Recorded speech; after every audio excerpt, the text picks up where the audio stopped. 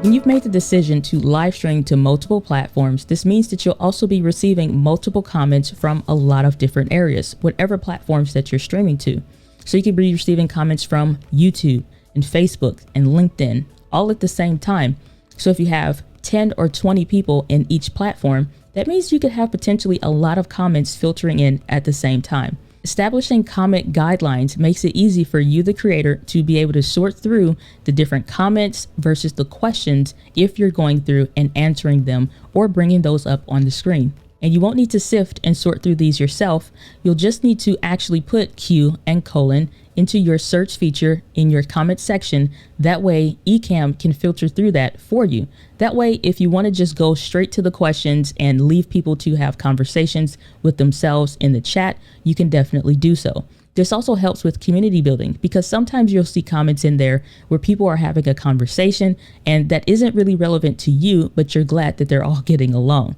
This way you can sift through those various comments and to bring those up on the screen, no matter which platform that they're coming from. Please note, before you actually choose to simulcast to multiple locations, using the RTMP feature for live streaming is not going to allow you to get the comments within Ecamm, especially if you're using something like Restream. So keep that in mind with various systems or tools that you're wanting to use.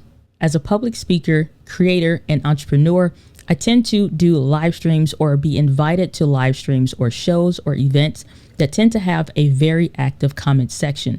Being able to control and moderate your comment section is a good way to keep pacing with where your people are at versus getting behind in your live stream. If you are knowing that you're going to have far more comments than you're able to actively control, make sure that you're using some kind of qualifier in order to be able to identify comments or know where people are when you're in your presentation, your talk, or your live stream. So saying like add a 1 to the comments if X, Y, and Z.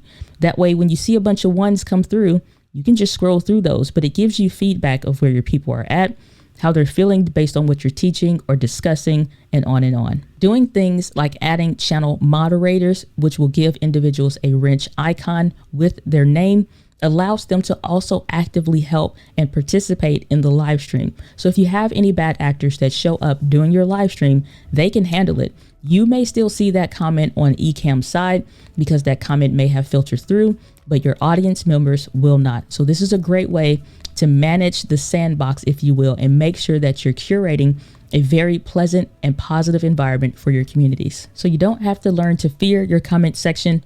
You just need to learn to moderate your comment section.